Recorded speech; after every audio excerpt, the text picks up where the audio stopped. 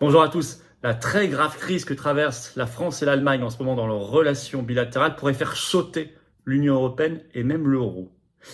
On va y revenir, vous commencez à en entendre parler, mais nous ici on va aller au fond des choses.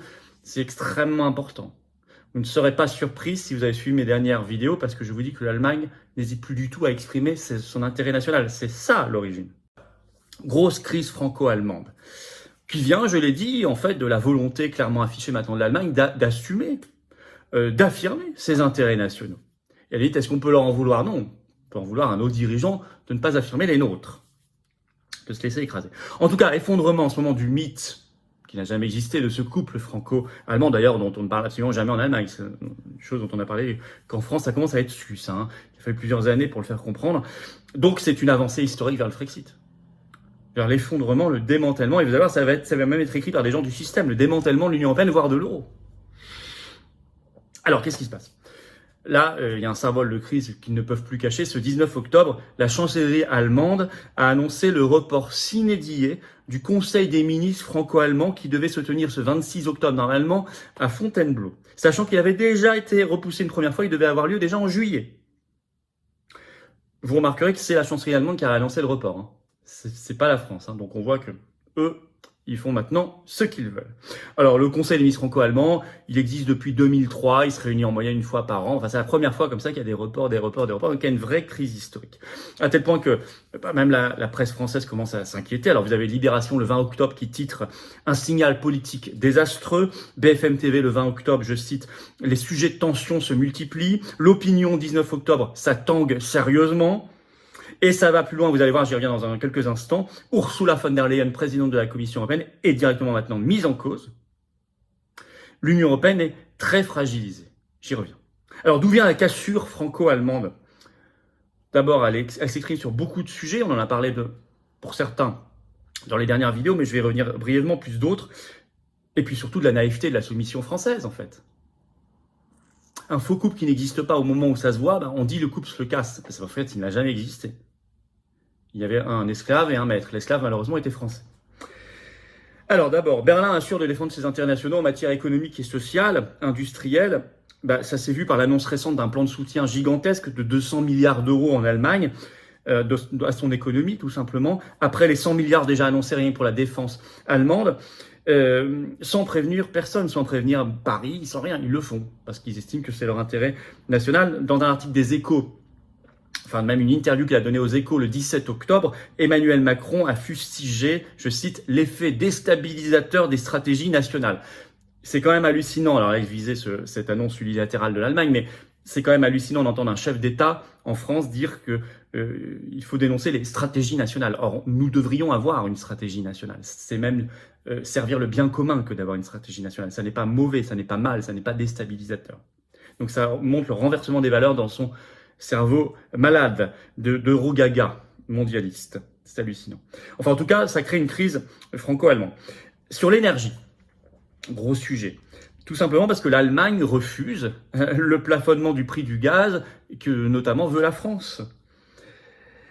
Vous avez cet article d'Europe 1 très significatif, le titre est significatif. Hein. Europe 1 le 20 octobre, vous le trouverez en ligne bien sûr. Le titre, je cite, « prix du gaz en Europe, 2 points, la France tente désespérément de convaincre l'Allemagne ». J'aime bien le désespérément.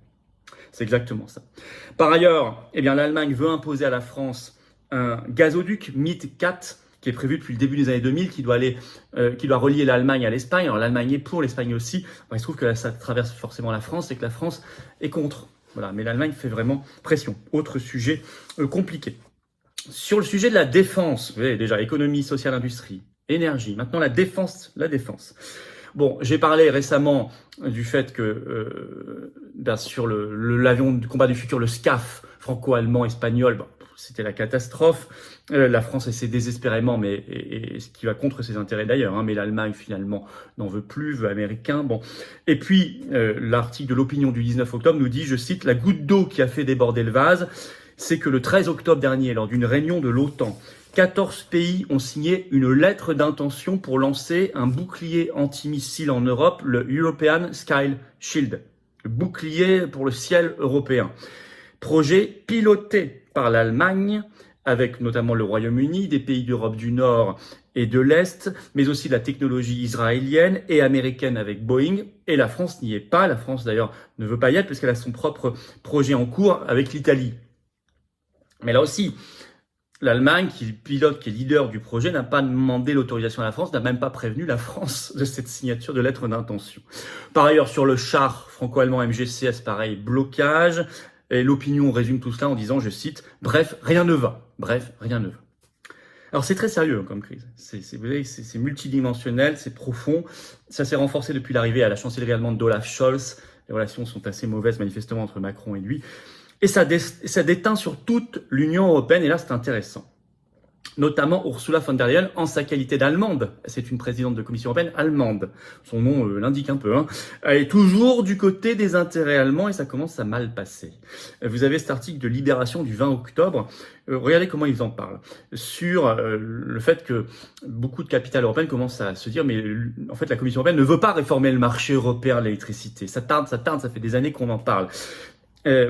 Et là, Libération écrit ceci, même Libération écrit ceci, je cite. « L'Allemagne n'a pas voulu en entendre parler et par conséquent, la présidente de la Commission européenne, Ursula von der Leyen, non plus. » Libération ajoute « toujours soucieuse de ne pas déplaire à Berlin ». Et déjà, Libération avait sorti un article le 17 octobre, le titre « Ursula von der Leyen au service de la chancellerie allemande ?» Point d'interrogation. Je vais vous citer un extrait. Je cite un extrait de cet article. « Ursula von der Leyen est-elle encore membre du gouvernement allemand ?» s'est interrogé Mateusz Morawiecki, le Premier ministre polonais, lors du sommet européen de Prague du 7 octobre. C'est brutal, mais 3 ans après la prise de fonction de l'ancienne ministre de la Défense Angela Merkel à la tête de la Commission européenne, on peut légitimement se poser la question tant elle veille à ne jamais déplaire à Berlin, voire attend son feu vert pour bouger. Quand même clair. Alors il y a de l'agacement de plus en plus fort, toujours selon l'article de Libération du 20 octobre, lors du sommet de Prague des 6 et 7 octobre dernier, l'encore, pour peu de temps, Premier ministre italien Mario Draghi a sorti à Ursula von der Leyen cette phrase assez brutale, je cite, « L'explication la plus aimable à ton retard est celle d'un délai cognitif. » Ambiance. Par ailleurs, le 19 octobre, la ministre espagnole de la transition écologique Teresa Ribera a déclaré à l'AFP, je cite, « La réaction de l'Europe est lente et laborieuse. » Elle parle de l'énergie. Elle ajoute « Il peut y avoir une perte de confiance dans les institutions européennes. » Et en effet, selon Libération, je cite, « Le bouclier tarifaire allemand à 200 milliards d'euros menace même l'euro en poussant d'autres pays à s'endetter pour faire de même. » Libé ajoute « La fragmentation de l'Union pourrait bien se concrétiser. » Fin de citation. Ça va très loin, c'est très intéressant, très important. Et ceux qui ont suivi parmi vous, et vous êtes nombreux, mes dernières vidéos ces derniers mois sur l'euro, qui va vers sa crise terminale, vous ne serez pas surpris. Vous ne serez pas surpris. En conclusion, on est dans une crise majeure, historique. Elle vient en réalité surtout du fait que sur tous les sujets, il y a une volonté maintenant parfaitement assumée de l'Allemagne de défendre à tout prix son intérêt national. Quitte à casser l'Union européenne, l'euro, le faux couple franco-allemand, etc. Ils s'en fichent, ils défendent leur intérêt national, surtout dans ces périodes de crise. Et la France subit, en fait. Elle constate, elle regrette, elle espère, elle attend que ça s'améliore, mais surtout elle prend du retard sur tous les sujets. Il faut se réveiller, il n'y a pas de couple franco-allemand, il n'y en aura pas, il n'y en a jamais eu, et il faut avancer. Ça ne veut pas dire qu'on veut la guerre, moi je veux la paix. Je pense que d'ailleurs, se situer dans cette situation d'entre-deux, là où ça va pas bien, où il y a des crises de plus en plus profondes, des ressentiments, des non-dits, c'est ça qui va créer des tensions et potentiellement des guerres. Se dire les choses, prendre acte, puis ensuite coopérer normalement, ça, c'est la garantie de la paix. C'est une relation saine, pas une relation malsaine.